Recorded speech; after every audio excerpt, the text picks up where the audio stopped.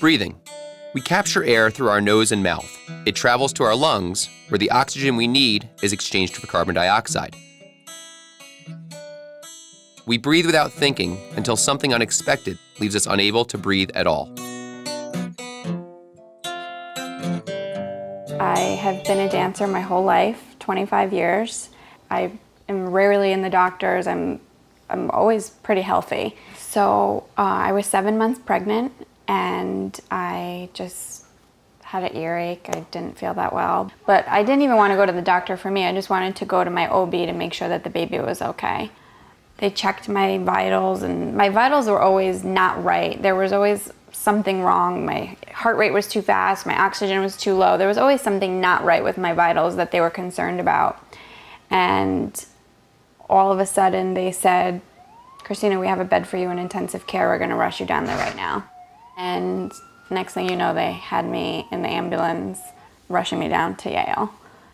The ICU is the sickest of the sick. So in a roughly 1,000-bed hospital, these are the sickest 38 patients with medical conditions.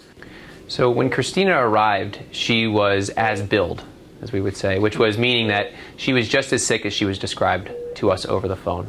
So I found her to be in severe respiratory distress, breathing very deeply, breathing very quickly, and clearly still not getting all the oxygen that she needed. Fortunately, what I also found was an otherwise very healthy young woman and a very pregnant young woman. So the doctors were concerned that Rosalia might be born prematurely. When Christina was admitted, it was a top priority of ours to be prepared for the possibility of a premature delivery.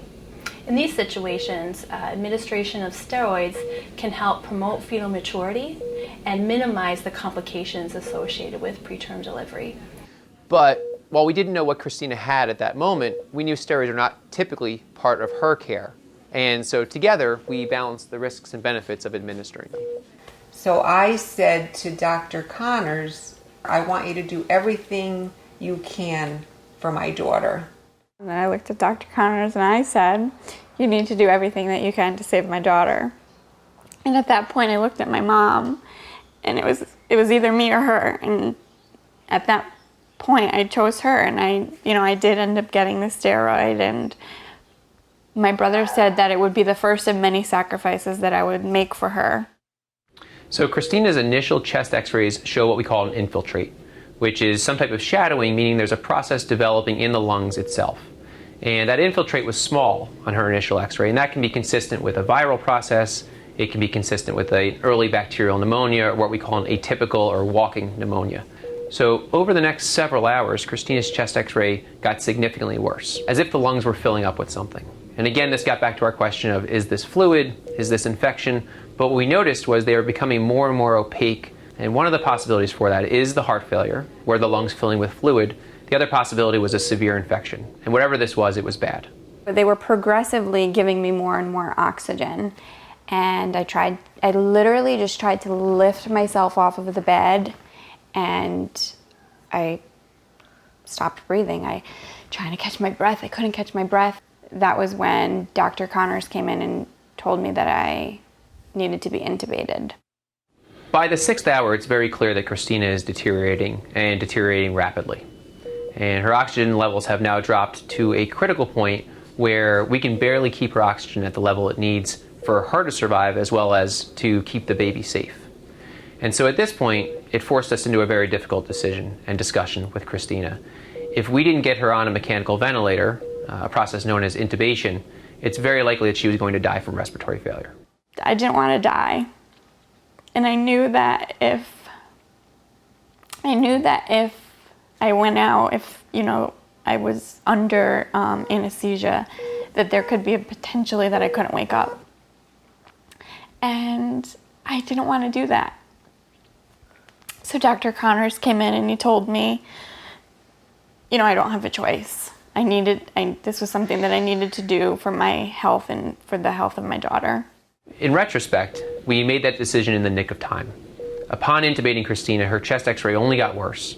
Her inflammation only progressed, and very quickly she ended up on maximal amounts of oxygen, even on the mechanical ventilator.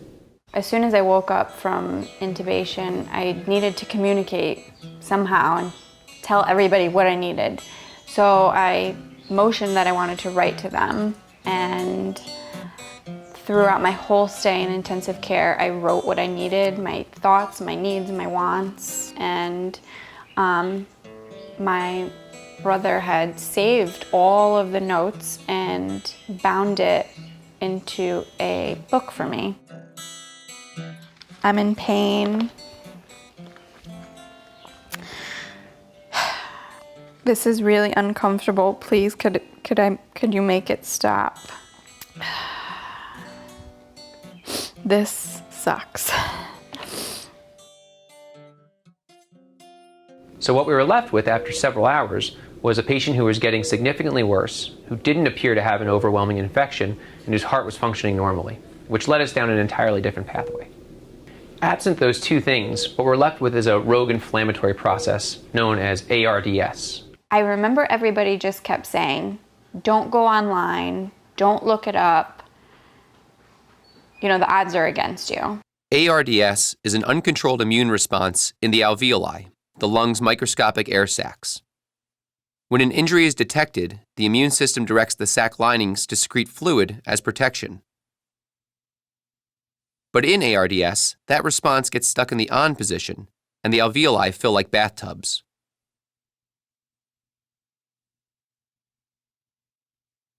Respiration becomes more labored as cell matter and protein mixes with the fluid, while the permeable barrier thickens, making breathing impossible. Just a few decades ago, the mortality from ARDS was about 50%, meaning 1 in 2 patients who came into the hospital, despite our best efforts, would still pass from the disease. More recently, with aggressive critical care and new measures which have been determined over the last, say, 10 or 15 years, we've been able to reduce that mortality to more like 1 in 3. There is no specific medicine used to treat ARDS. It's all in how the mechanical ventilation is administered and the critical care practice that she receives while she's sick and while she's in the ICU. I was afraid that if I went to sleep that I would forget to breathe. And we don't think about breathing every day. We go about our thing and, you know, our normal everyday business, and we just breathe, and it's something that we don't think about. But for me, I had to think about it. The most important thing when someone's as critically ill as Christina was is when dealing with the family, being open and being honest. And as important as that is regular updates. Having my family there was, I probably wouldn't have made it out alive if they weren't. You know, there's a picture on Mother's Day of my family, and they all had the masks on, and they were all in their precautionary measures with the gloves. And you see my dad giving the thumbs up. And even at the worst, you know, we always remained positive and hopeful and together. With ARDS, the course of recovery is typically slow, as the body's natural defenses gradually clear fluid from the lungs. So Christina remained in the hospital for several weeks while her lungs recovered. When we knew that she was out of the woods, and when Dr. Connors said she's improving, we kind of immediately went right back into our way of being. Within a few days on our maternal special care, she was discharged to home.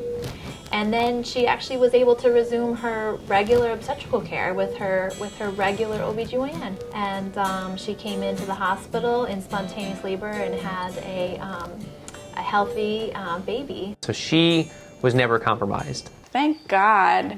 Rosalia went full term, no problems. There wasn't any, I didn't have any complications with my pregnancy after everything that I went through.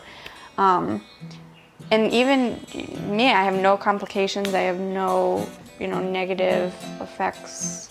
I just see life in such a different light, and I could tell my story hundreds and thousands of times, but I don't think people really get how much it's changed me and how thankful I am to really just be alive.